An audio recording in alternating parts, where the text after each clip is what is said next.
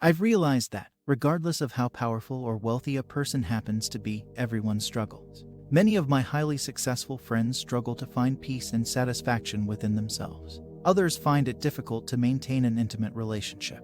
In a Freudian sense, one might say that Pinocchio's nose is symbolic of a man's penis. In order to achieve an erection and get what he wants from women, a misled man might believe he should lie his way into bed. Men of great influence are often womanizers who leverage their status to get what they want, including sex. I've worked with rock stars who surround themselves with an entourage of people who never say no to their requests and demands, while hundreds of gorgeous women are ready to give them whatever they want. In a very real way, these men live their lives on Pleasure Island, in a world that offers on-demand, instant gratification. The problem is that not only are these pleasures superficial and fleeting, but by making these base choices, a man never truly matures. And eventually, these spoiled men often end up making asses of themselves, just as Pinocchio did. What's worse is that without a proper role model to follow, the children of these men often end up making the same damaging choices as their fathers. If men are to be able to have access to non-stop pleasure, whether that be through sex, money, sports, gambling,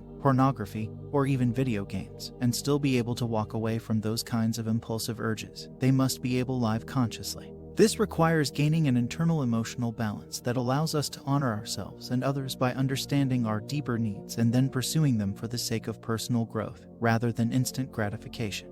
If, on the other hand, a man allows himself to be driven by shallow sexual urges with no thought of himself or those he engages with, he becomes a puppet at the service of his unconscious impulses. He never acts consciously. He only reacts unconsciously to the stimuli around him, pulled by the strings of his vices. In this state, he will never learn to live consciously and become a real person, his own man. Saving the self. The only way to fully realize who it is we're meant to be is to stop distracting ourselves with pleasure-seeking and face the challenges of our lives. After all, it's what we learn through challenges that contribute to growth. This means we must look more deeply into our problems, not run away from them. When Pinocchio realizes he must leave Pleasure Island, he returns home to find Geppetto isn't there. Through the Blue Fairy, he discovers Geppetto is trapped inside the belly of a whale at the bottom of the ocean. In most folk tales, the main character must take a risk and venture into the unknown. This unknown could be a deep cave, a treacherous mountaintop, or dark woods in order to attain his goal, and ultimately, personal transformation. It is, truly, the symbolic dark night of the soul. For Pinocchio, that unknown is the deep, dark sea. When he makes his crucial decision to accept the weight of the situation, he ties a large rock to a rope around his waist and is carried down to the deepest, darkest parts of his greatest fears, all of which are waiting for him at the bottom of the sea. Like Odysseus, Pinocchio descends into a personal hell where his father, that part of himself that knows Pinocchio best, and whom Pinocchio has disowned, is suffering. In facing the challenge to right his previous wrongs, he becomes the prodigal son returning home.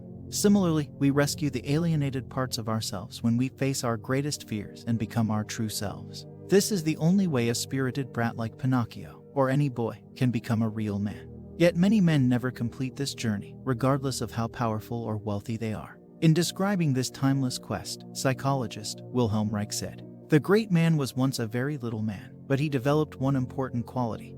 He recognized the smallness and narrowness of his thoughts and actions. Under the pressure of some task that meant a great deal to him, he learned to see how his smallness, his pettiness endangered his happiness." In other words, a great man knows when and in what way he is a little man. A little man does not know he is little and is afraid to know. He hides his pettiness and narrowness behind illusions of strength and greatness, someone else's strength and greatness, wholeness ever after. When we reconnect with the lost parts of ourselves, as Pinocchio did by rescuing Geppetto, we become whole. Only then can we pursue the ideals that make for a full and meaningful life.